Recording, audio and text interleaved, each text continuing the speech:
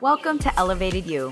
I'm your host, Keiko Tay. Think of me as the friend in your corner that helps you break through what holds you back in life. On each episode, I share real, raw, and insightful stories, along with resources to help you get in the driver's seat of your life and transform into who you're meant to be. I'm so happy that you're here because we are in the middle of a series that I love called Elevated Man, where I'm sharing transformational stories of men that overcame adversity and stepped into who they truly are. If you're like me, failure is often a word that makes you cringe, especially when you're thinking about your own failures. This episode is going to blow your mind and shift your perspective about failure, what it means to fail, and how you can embrace your failures and turn them into opportunities. If you think about it, without failure, we can't find success. We can't level up. Failing teaches us to be adaptable and how to pivot and make positive change. And speaking of learning how to pivot, if you're in the Austin area, I'm inviting you to Turntables and Tequila with Riser Network. This fun-filled networking event includes pizza, great drinks, and of course, a live DJ spinning some great EDM music. And I'm also happy to share that I am speaking about the pivot method, a method that I developed through my own personal experiences facing adversity. Pivot gives you the tools to make positive change in your life, build resiliency, and become adaptable to any situation life throws you. Join me on September 6th at 7 p.m. at the Cauldron in North Austin for a super fun experience. Grab your complimentary ticket in my show notes or on Instagram at Riser Network. My next guest is a dear friend of mine, stand-up comedian and all-around go-getter, Ben Currier. Ben Currier is the self-proclaimed world's #1 failure guy and is the host of the ironically successful Failure Guy podcast. I've had the honor to be on his show, and I'm so excited to share this episode with you where Ben talks about how he has failed and how he's turned all of his failures into his fuel. Ben shares that the most challenging times in his life and the hardest things he's endured has ultimately helped him reach success. Get ready to laugh and learn how to embrace your failures. I grew up in the Witch City, Salem, Massachusetts. Love that. And then I lived for a long while, went to college, got a master's in business. My undergrad was in accounting. I went to many corporate jobs. I've been fired from all of the jobs. And I decided to go, what's going on there? And decided to brand myself as the world's #1 failure because of my shortcomings in that regard. And then started a podcast called the Failure Guy Podcast where I interview successful people, but that's not a requirement because clearly you've been on it. But, successful people about the struggles that they've endured along the way. Also, I'm the host, so clearly you don't need to be a success to be on the podcast. Sorry, I'm cracking up over here. Yeah, and now I'm 38 years old. That's the short version of whatever. Very cool. I love it. And I love how we met. We met at PodFest. We bonded over podcasting and the joys and the pains of it. And Dance moves. We had some dance moves, got the dance moves going. So it was a totally fun experience. So I love getting to know you and how you share about this because failure is something we often want to avoid the subject on, or we want to not even intentionally, but like I know I struggle with wanting to come off looking polished, looking perfect, having everything together, but that's definitely not the reality of life, especially when you're putting yourself out there and trying new things. So how has failing helped you create your platform for growth? So, if any of your listeners get a chance, they should read the book Mindset by Carol Dweck, and that's about having a fixed mindset or a growth mindset, and it's kind of like a different way of looking at life. We grow up with a certain type, but you can change what mindset you are. But I know that through reading that book and all sorts of other self-help books, they talked about the importance of failure in terms of it being something that is not only a learning experience, but a way that you grow and the way that you basically interpret or respond to failure is a big way to predict how good you'll do in life. And so the ones who can go outside of their comfort zone, do some things that they might not usually do, fail in whatever way you want to define that, but then keep going. um, it builds a kind of resiliency that's hard to defeat. And over time, those kind of people tend to be the ones that reach success. And so you were saying not many people want to talk about failure or the concept or the idea of it or even want to admit to it, but these days especially we are lying to ourselves on social media, even with our own posts. Like we curate our own little uh film of ourselves and all the cool things that we do, and we leave out the 100 other pictures we took that didn't fit the thing, and we also leave out the yelling at each other and the other stuff that didn't make us happy or whatever, because we're all kind of curating this highlight reel.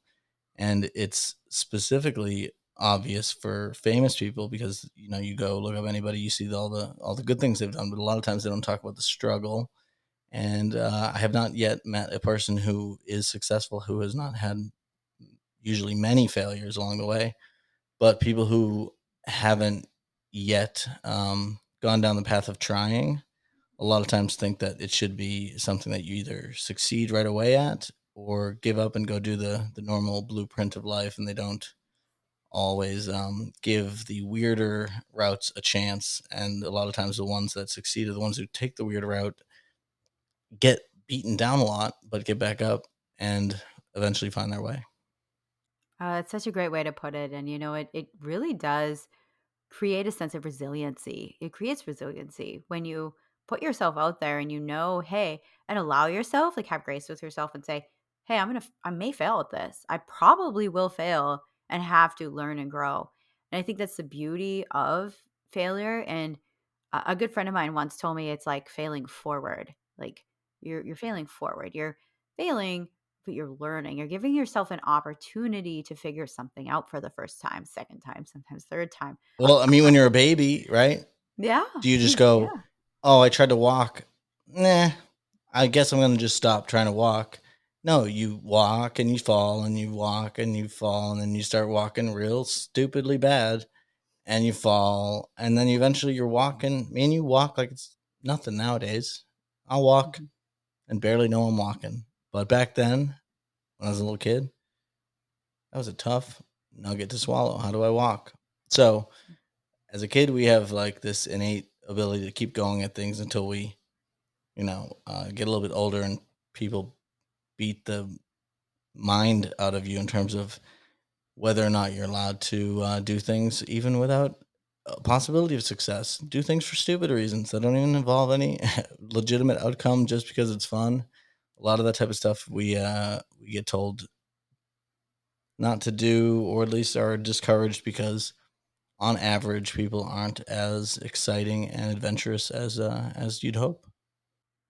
Isn't that true? It's like you said something that really is significant to I think what many of us struggle with is, you know, that is one thing when we're kids and we don't have like the sense of judgment upon us. And as we grow and as we experience interactions with other people, we take on and social life and social just sociology pretty much, like being social and, and growing, we take on beliefs that other people tell us even out of love. Our parents tell us things, and this is, I'm not Hmm. knocking parents here, I'm just saying like Oh no, knock them, screw them.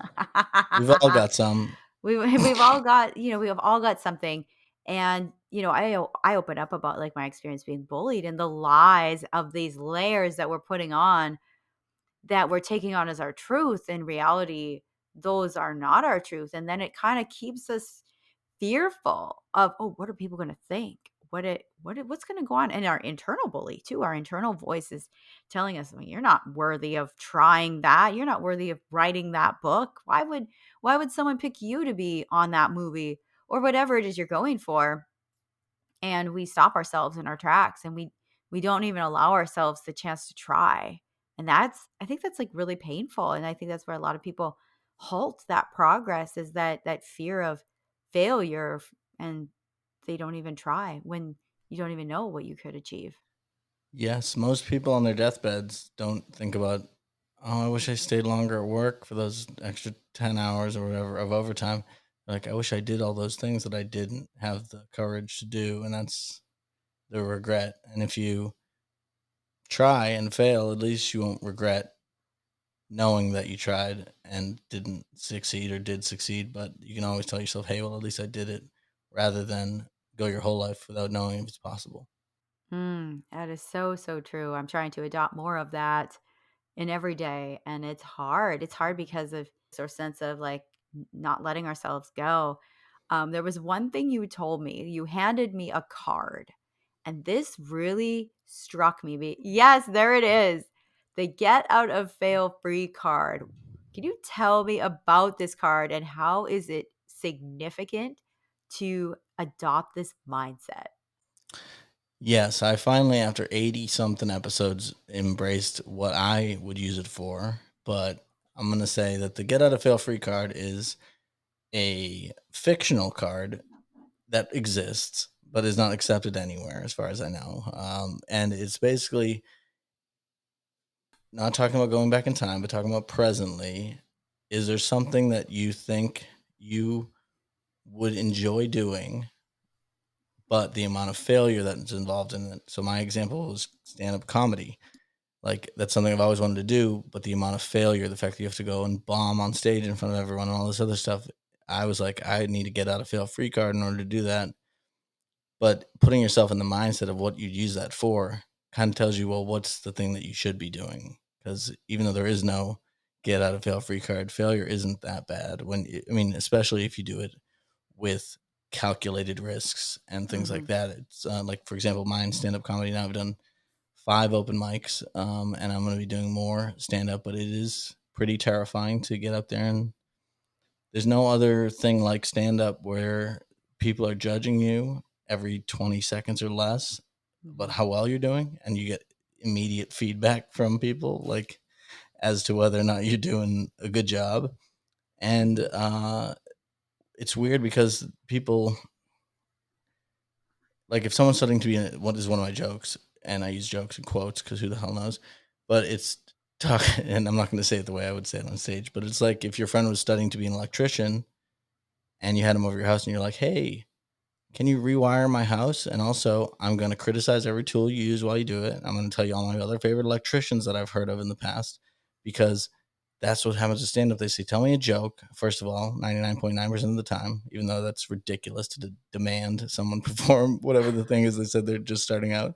And then they will typically give criticism or feedback or whatever it is, but they wouldn't do that in any other situation with another job. So I think it's like really one of those few professions where, like, there's such a immediate visceral feeling of whether or not you're doing well or failing or succeeding, Mhm. that it's unlike a lot of other things, because usually there's a delay before when you do the thing and when you find out, you know, how well you did, versus Mhm. instantaneous feedback. As you're in it, as you're oh my goodness, that would be so challenging because that's where I struggle is like in when I get the criticism, like if I have time to digest it or feedback, then I can come to like a very like okay, like a non-emotional response or something that's more like logical, like, oh, Mhm. this is what they mean, this is what I can take from this.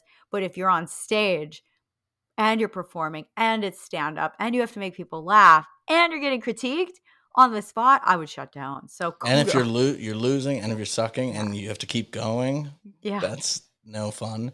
But the other part is every single comedian you like has bombed before. So it's like it's not even like it's an option. You have to fail at some point. There's none of them that have gone through unscathed. So it's Mhm. like even more terrifying because you know at some point you will.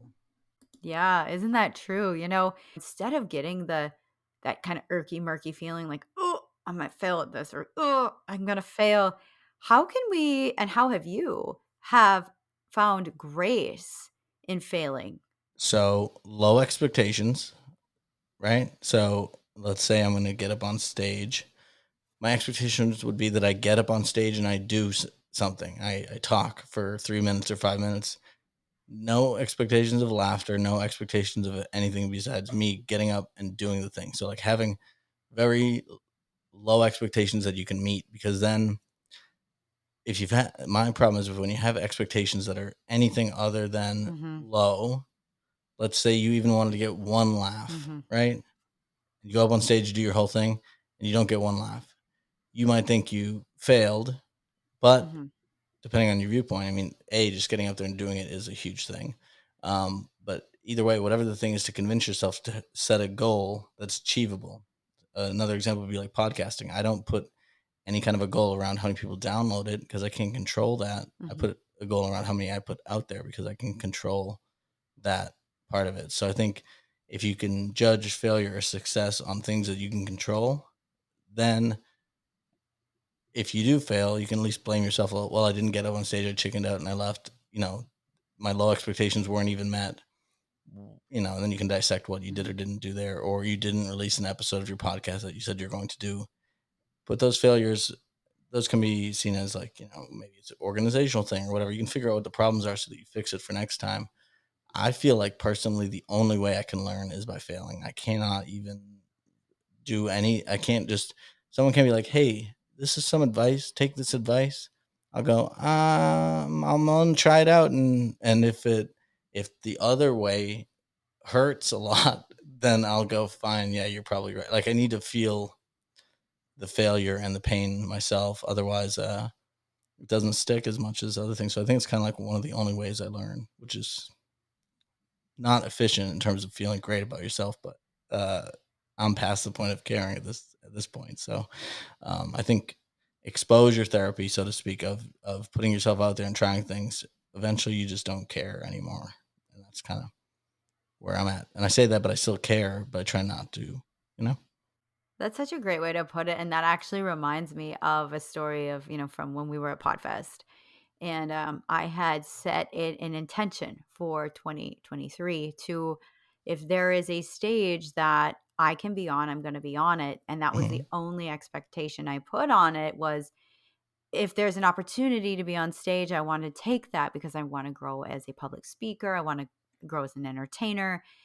And in that, opening up that door with no crazy expectations, with just this more of an opportunistic mindset, I found myself on 6 stages at Podfest, Mhm. and many of them are very successful. They were, but then there was this one that I did, and I think you were there, when Yeah. I got up on stage and sang really bad karaoke to Britney Spears, and it was like a torrential disaster. I will say, I think I failed, or I know I failed that Was one. it Howl at the Moon? Hell at the Moon. Yep. Yeah. You were too short for me to see you, but I did hear you. Oh my goodness. And it was one of those, like, I knew going into it, I felt it. I was like, this is like, I don't know the lyrics. I don't know what I'm doing, but I did it. And that's what matters. And I realized from that, if I want to do karaoke, if I really want to integrate that into my life, I will Mhm. learn 3 or 4 popular There you songs go. and know them lyric by lyric and do them. But that's one of those things that's like back pocket idea. Hey, I got on stage and did it. It was a laugh for everyone. And people recognize me from it. So I'm like, even in the failure, there was still some good that came out of it. It's something that, putting yourself out there. And then you kind of learn right away sometimes what you don't want to do. I really don't want to do karaoke that much unless there's lyrics, or, what's my focus? How can I shift my focus? But without that crazy experience, Mhm. I totally wouldn't have known that. So I'm glad I failed You at need that. a playlist on Spotify, which is what I did with all my karaoke songs. Okay. Because then, and especially Okay. now when they can pop up the lyrics, but I would just have all my good ones in my back pocket in a playlist because I would forget which ones I like to do, and not everybody will allow you to do any song. So I wanted to make sure I had my list. By the way, I'm doing a Rubik's cube as we talk, and we'll see how that I works. love it. I love failure guy Ben here's like smashing a Rubik's cube and like gonna have it I put need together by the end of this distractions in podcast. life to keep me not distracted, which is bizarre. Um, but now, of course, I forgot what the hell we were just talking about. What would we just? What did we just say? My bad Britney Spears Oh, so karaoke. see, yeah, this is one of the things that in life is that like embarrassing moments, with the exception of the fact that now everything's video recorded and can exist forever. I haven't seen any videos of you performing it at Howl at the Moon. I also didn't recall even you doing anything bad. So meaning we live our embarrassing moments 20 times as much as anybody else, and usually they don't even notice whatever the thing Mhm. is, but we just overinflate a lot of those things in our mind, especially like there's been a couple of those open mics where I did not do well, and in my mind it's way worse, and I have it on video too. But for those people, it just probably went away, and the next time they saw me, they weren't thinking, "Oh, he's awful," but it's more like, building up something in your own mind so much that that it becomes your reality, even if it wasn't what everyone Mhm. else experienced. So I'm sure you did a great job, and not as bad as you think. Well, thank you for that, and, luckily, they were really good at helping me out. There was a gal there that was singing, so I did pull some dance moves, and, I just kind of was like, Yeah, I'm just gonna channel my inner Britney and make the dance moves count and have the backup singer helping me out. So, just needed some auto-tune and I would have been set. yeah. I want to make music. Uh, I'm Yeah, gonna. I dig that. I Yeah, dig that. it's more possible than ever now. It really is. I mean, it's so crazy that you say that because, I've mentioned it in other episodes too, but my new theme song, my song is actually it's my vocals and I Yep. found a producer. We produced it together and it was a random night drinking box wine with my mom when I got the idea and fast forward 6 months, we have a That's song. awesome. Yeah, I was in a band back in Boston back in the day, so that took us like 8 months of writing stuff to have an original thing we could play a whole concert of. We played one concert; it was awesome, and then the keyboardist moved to Montreal, and then we split up not long afterwards. So I'm like, I really should do more with music because I know how to play guitar and all that other stuff. I don't know how to sing, but I could auto tune or you could sing. There we go. I'll have like a Ben and Kay travel the USA tour with and I want to get one of I've those. already got a name though. I've already got a name. You can be so I'm DJ unqualified. Okay. You can be whoever you want. The other name could be Little Ditzy. Wasn't my idea because the failure thing. DJ unqualified. If you go see DJ unqualified, you're not going to expect much, and I'm going to blow those expectations out of the water because it's got to be great for me to think it's good because I like good music. So I want to lower expectations. That's what I'm always trying to do. I'm the world's number one failure. How can I talk down to you? That kind of thing, and then hopefully surprise people or not, or if not, then yeah, you got a shitty show from DJ Unqualified. I think you should have expected it, It's on brand. And Little Ditsy. And little Ditsy. I dig that. So everyone who's listening, be on the lookout for Yep, DJ Unqualified and Little Ditsy. our first album, Sweatpants Music, Yes. in stores, 2025. I love this conversation. Ben, this is hilarious. So, you've integrated failure as a part of your learning curve, your learning journey, and Hmm. I am working on that in my life. So, I'd love 3 tips that you have for listeners on how they can elevate their life and well-being through embracing their failures in life. 3 ways. Mhm. One, figure out your comfort zone, and then do anything just on the outskirts of it. So if your thing is you're an introvert who doesn't really like to go out and meet strangers, maybe just go out some night with the possibility of meeting a stranger. Don't even put yourself in the position that you have to, but like do little things that might put you in a situation where you might extend that comfort zone a little bit, or basically dip your toe out of the comfort zone and see, how fatal was that? Probably not that fatal, but also, is it something you can keep expanding upon until your comfort zone just grows over time? Because a lot of times that's where the great things happen, and the ways that we grow is by flexing that kind of ability. Um, so I'd say that's one way. Another way would be to not, when you're in the middle of a failure is when you're gonna go, oh, this is awesome. That's not how it happens. So have like a post mortem on your failure, where after, like, let's say a couple weeks or whatever it is, you revisit the thing that you failed about and see how you think about it then, because a lot of times, the time value of shame decreases and things become funnier, especially as time goes away from the thing that happened. And so I think giving yourself a chance to not be feeling those emotions, but at the same time recounting how it felt to do it, can give you some insights as to what did or didn't work or what you could learn from it, because you always want to make sure you're learning when you're failing, because you pay the price. You might as well learn the lesson. Um, and then I think the third one, since I'm doing three, is going to be figure out what you would use the get out of fail free card for. Is there something that you do? Would you want to be an astronaut, the next Marvel comic book villain in the movie, or a better husband, or whatever the thing is? I don't care what it is. The thing that you think you're going to fail at, and then figure out a way to get closer to doing that thing or trying that thing, even just mentally. It took me probably 5 years of saying I'm going to do stand up before I stood up. Mhm. So it's not going to be immediate. Hey, kitty. Oh my goodness, there's Liza Jade making a cameo. Hi, baby girl. Nice. She's so cute. And yeah, I think if they follow any of those things, or even just try to get more comfortable with things not going right and laughing at yourself a little bit, it's hugely awesome when you get rid of some of that ego. Huge. Those are great tips, and those are things I'm trying to work on too. So this has been incredible. Like, what an awesome conversation, Ben. Like, you are someone who's such a joy, such a light in my life. You make my life fun. You got it. You got the Rubik's Cube. So, okay, for anybody who's listening to this, not viewing this, Ben just showed us in the camera the Rubik's Cube, and he just figured it out. So he definitely, I failed the Rubik's Cube. Ben got the Rubik's Cube. That's amazing. So, oh my goodness, you'll have to show me the That's algorithm. my special one. He's I'll show you the thing that I learned to use it. okay. Okay. We'll have that as like I'll link it up in the show notes. Honestly, I had it open during the thing because I don't memorize it. So there it is in the chat. Feel Oh, free to crazy. link it. Adam's Rubik's Cube solution is my jam. Oh my goodness. I'm going to copy that and send it right now so I don't You can put it forget. in the show notes if you want.